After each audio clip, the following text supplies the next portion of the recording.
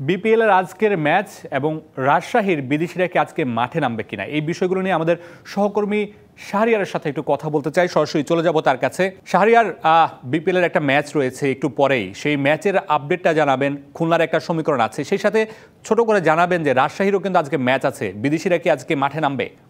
মামুন, প্রথম কোশ্চেন দিয়েই শুরু করে, যেহেতু একটু পরেই বরিশাল এবং খুলনার ম্যাচ। আমরা জানি যে বরিশাল কিন্তু এরই মধ্যে প্লে অফ নিশ্চিত করেছে, তবে খুলনার জন্য এই ম্যাচটা কিন্তু গুরুত্বপূর্ণ। কারণ হচ্ছে গতকাল কিন্তু আমরা দেখেছি যে বিদেশি ছাড়া যে রাজশাহী ম্যাচটা খেলেছে রংপুরের বিপক্ষে, সেই ম্যাচটা কিন্তু তারা জিতে ফেলেছে এবং জেতার কারণে এখন তারা খুলনাকে টোপে কিন্তু তারা পয়েন্ট টেবিলে 4-এ উঠেছে। এখন এই অবস্থায় এখন প্লে অফের রেসে টিকে থাকতে হলে খুলনার জন্য আজকের ম্যাচটা খুবই ভাইটাল। যদি রাজশাহী গতকালকে হারতো তাহলে খুলনার জন্য আজকের ম্যাচটা ভাইটাল থাকলেও অথবা ওরকম পর্যন্ত গুরুত্ববহ ছিল না। বাট আজকের জন্য যেহেতু রাজশাহী গতকালকের ম্যাচটা জিতেছে, তাই আজকের ম্যাচটা খুলনার জন্য খুবই ভাইটাল একটা ম্যাচ এবং তাদের প্লে অফে টিকে থাকতে হলে এবং আজকের ম্যাচের বলতে হবে যে অনেকটা জিততেই হবে এরকম একটা ব্যাপার। যদিও ডু অর ডাই ম্যাচ না, আরও অনেক হিসেব থেকে আছে, যেহেতু খুলনার আরও পরে আরও একটা ম্যাচ বাকি আছে।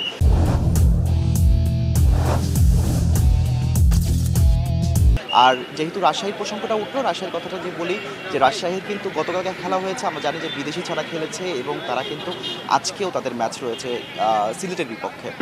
সিলেটের সমীকরণ যেখানে তারা বিদায় ঘন্টা প্রায় নিশ্চিত বললেই চলে, সেখানে কিন্তু রাজশাহী গতকালকে ম্যাচ জিতে তাদের এখনও আশার টিকে রেখেছে। তবে সবচেয়ে বড় কথা হচ্ছে যে তারা কিন্তু বাইলসটা মেনটেন করেছে, যে বিপিএলের যে নিয়ম অনুযায়ী যে দুটো বিদেশি খেলাতে হবে, কিন্তু তারা কিন্তু সেটা খেলাতে পারেনি। আমরা জানি যে পেমেন্ট ইস্যুতে যারা বিদেশি ক্রিকেটাররা আছে তারা কিন্তু গতকালকে মাঠে যায়নি এবং আজকেও সেই সংখ্যাটা কিন্তু এখনও আছে। এখনও ভাবে সম্পূর্ণভাবে নিশ্চিত হওয়া যায়নি যে তারা কিন্তু আজকে মাঠে যাবে কি না এবং তারা ম্যাচটা খেলবে কিনা। তবে এখনও কিন্তু শঙ্কা আছে। তারপরেও ক্রিকেটাররা থেকে শুরু করে ক্যাপ্টেন যে আছে তাসকিন, সেও হয়তোবা কিছুটা বোঝানোর ট্রাই করছে যে হয়তোবা যে তারা যেন অন্তত ম্যাচটা খেলতে আসে। কারণ কালকে কিন্তু বিশেষ বিবেচনায় বিসিবি সে তাকে ম্যাচ খেলার অনুমতি দিয়েছিল। যে আজকেও যদি সেম অবস্থা হয় তাহলে আজকে সেই ম্যাচ খেলার জন্য অনুমতি বিসিবি দিবে কি না, সেটাও কিন্তু একটা প্রশ্ন রয়ে যায়।